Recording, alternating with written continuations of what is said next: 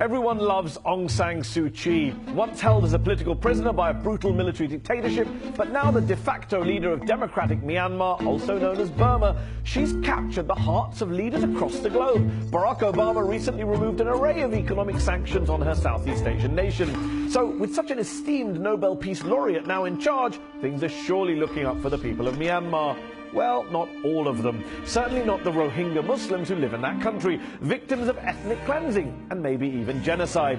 Yes, for years the Rohingya of Myanmar have lived basically as an underclass, most of them stateless. They've been terrorized by groups of violent Buddhists who wrongly labeled them illegal Bengali immigrants, and more than 120,000 of them have been forced into camps. The government doesn't even recognize the name Rohingya. But you know who else doesn't recognize the Rohingya? That's right, Aung San Suu Kyi. Not only was she accused of cowardice for refusing to call them by their name and criticized by the Dalai Lama, among others, but she's since demanded that the US government not use the name Rohingya either. And in a remarkable 2013 interview with the BBC's Mishal Hussain, Suu Kyi refused to condemn the systematic violence against the Rohingya, that same violence that the UN Special Rapporteur has said could amount to crimes against humanity.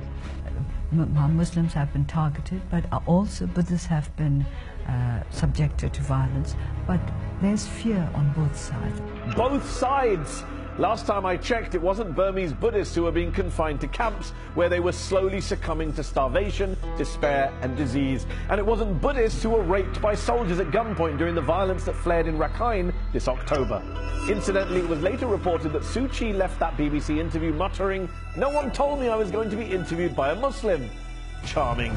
Now, defenders of Suu Kyi argue that her hands are tied by an all-powerful military elite. They also point to the new advisory commission her government set up, chaired by Kofi Annan no less, and basically tasked with ending the violence and promoting peace. But here's the thing, some local politicians are already refusing to cooperate with it.